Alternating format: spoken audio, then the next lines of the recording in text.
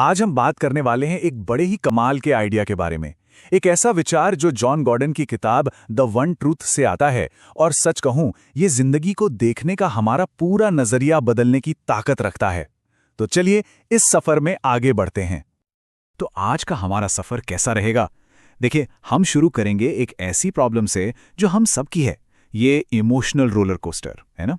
फिर हम समझेंगे कि कैसे हमारा माइंडसेट ही असली चाबी है। उसके बाद एक प्रैक्टिकल टूल पर बात करेंगे, कैसे नेगेटिव थॉट्स को पलटें, और फिर हम उतरेंगे असली गहराई में, एकता का सच क्या है, और हाँ, सबसे जरूरी, इसे अपनी डेली लाइफ में कैसे लाएं। तो चलिए शुरू करते हैं पहले पॉइंट से, भावनात्मक उतार चढ़ाव। ये एक ऐसा एहसास है जिससे मुझे लगता है हम सब गुजरते हैं। तो सवाल ये उठता है कि क्या हम सच में बस सिचुएशन की कठपुतलियां हैं? कभी ऐसा फील हुआ है कि अपनी खुशी का रिमोट कंट्रोल अपने हाथ में है ही नहीं? मतलब सुबह घर से निकले, ट्रैफिक जाम मिल गया, हो गया मूड खराब, ऑफिस में किसी ने कुछ कह दिया, बस पूरा दिन गया।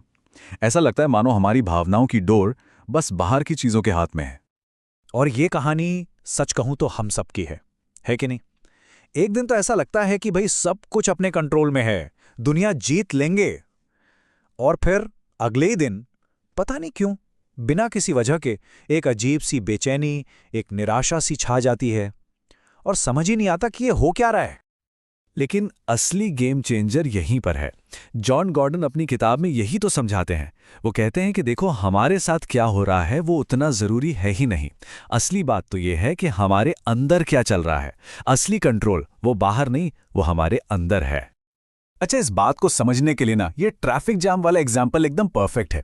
सोचिए जरा, सिचुएशन एक ही है, ट्रैफिक जाम, लेकिन जिस दिन आपका मूड खराब है, ऑफिस में किसी से बहस हो गई है, तो वही जाम कैसा लगता है? एक सजा की तरह। गुस्सा आता है, फ्रस्ट्रेशन होती है। और वहीं दूसरी तरफ, जिस दिन आप बहुत खुश हैं, गाड़ी में अपना फेवरेट गाना चल रहा है, तो पता भी नहीं चलता कि वो जाम कब निकल गया। तो सिचुएशन तो सेम थी, बदला क्या?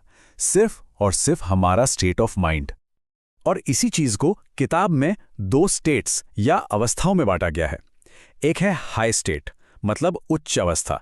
ये वो स्टेट है जब सब कुछ क्लियर लगता है, पूरा फोकस होता है, कॉन्फिडेंस होता है। और दूसरी है लो स्टेट, यानी निम्न अवस्था, जब डर, चिंता, डाउट ये सब हम पर हावी हो जाते हैं। और सीधी सी बात है, हम सब हाई स्टेट में ही तो रहना चाहते हैं। पर मजे की बात यह है कि इन लो स्टेट से डरने की कोई जरूरत नहीं है। किताब में ना एक बहुत बढ़िया एनोलॉजी दी है, रोलर कोस्टर की। सोचिए, जब आप रोलर कोस्टर में नीचे की तरफ जाते हैं तो क्या आप घबराते हैं? नहीं, बल्कि मजा आता है, एक थ्रिल होता है। क्यों? क्योंकि आपको पता है कि ये इस राइड का एक हिस्सा है और आप वापस ऊपर भी आएंगे। बस जिंदगी के ये लो फेज भी बिल्कुल वैसे ही हैं, इस रोमांचक सफर का एक छोटा सा टेम्पररी हिस्सा। तो सवाल ये उठता है कि ठीक है, ये तो समझ आ गया, पर क्या हम कुछ कर सकते हैं? क्या हम इन लो स्टेट्स को कम करके ज्यादातर टाइम हाई स्टेट में रह सकते हैं? जवाब है हाँ, बिल्कुल कर सकते हैं। और इसका रास्ता जाता है हमारे नेगेटिव थॉट्स को मैनेज करने से। देखिए, हमारे दिमाग में जो भी विचार चल रहे होते हैं ना, वही डिसाइड करते हैं कि हम हाई स्टेट में होंगे या लो स्टेट में। और जो नेगेटिव विचार हमें नीचे खींचते हैं, वो आमतौर पे 5 तरह के होते हैं। किताब में इन्हें एक नाम दिया गया है, द 5 Ds। और ये रहा वो प्रैक्टिकल टूल जिसकी हम बात कर रहे थे। ये है वो 5 D। पहला है डाउट, यानी शक। दूसरा डिस्टॉर्शन, जब हम सच को तोड़ मड़ोड़ कर देखने लगते हैं। तीसरा डिस्करेजमेंट, मतलब हिम्मत हार जाना। चौथा डिस्ट्रैक्शन, यानी ध्यान का भटकना। और पांचवा डिविजन, जब हम खुद को बाकियों से अलग समझने लगते हैं। लेकिन सबसे अच्छी बात क्या है पता है? हर डी को पलटा जा सकता है। उसका एक पॉजिटिव फ्लिप है। डाउट को ट्रस्ट से, डिस्टॉर्शन को सच से, डिस्करेजमेंट को हिम्मत और शुक्रगुजारी से, डिस्ट्रैक्शन को फोकस से, और डिवीजन को एकता और प्यार से। तो चलिए अब हम चलते हैं इस पूरी फिलॉसफी के एकदम कोर में, उस एक बुनियादी सच की ओर जिस पर ये सारी बातें टिकी हुई हैं। किताब का जो दिल है, जो उसका सार है, वो ये है द वन ट्रूथ, कि हम सब एक हैं। और रुकिए, ये सिर्फ कोई फिलॉसफी की बात नहीं हो रही है। ये एक ऐसा सच है जिसके निशान हमें साइंस, साइकोलॉजी और दुनिया की लगभग हर बड़ी स्पिरिचुअल ट्रेडिशन में मिलते हैं। सोचकर देखिए, जब हम इस एकता के एहसास के साथ जीते हैं तो कैसा महसूस होता है? कनेक्शन, प्यार, ताकत, कॉन्फिडेंस, यही है हमारी नेचुरल हाई स्टेट। और इसके ठीक उलट, जब हम इस सच से भटक जाते हैं और अलगाव के धोखे में जीने लगते हैं, तो क्या महसूस होता है? अकेलापन, डर, कमजोरी, नेगेटिविटी। यह है हमारी लो स्टेट। तो पता कैसे चले कि कोई अलगाव वाली स्टेट में जी रहा है? इसके कुछ रेड फ्लैग्स हैं, कुछ चेतावनी के संकेत हैं, जैसे कि हर सवाल का जवाब बाहर ढूंढना, अपने ही फैसलों पर बार बार शक करना, अंदर एक खालीपन सा महसूस करना जिसे भरने के लिए फिर अक्सर लोग गलत चीजों का सहारा भी ले लेते हैं। तो ठीक है, थ्योरी तो समझ आ गई, पर अब बात करते हैं प्रैक्टिकल एप्लीकेशन की। इस एकता के एहसास को, इस कनेक्शन को अपनी डेली लाइफ का हिस्सा आखिर बनाया कैसे जाए?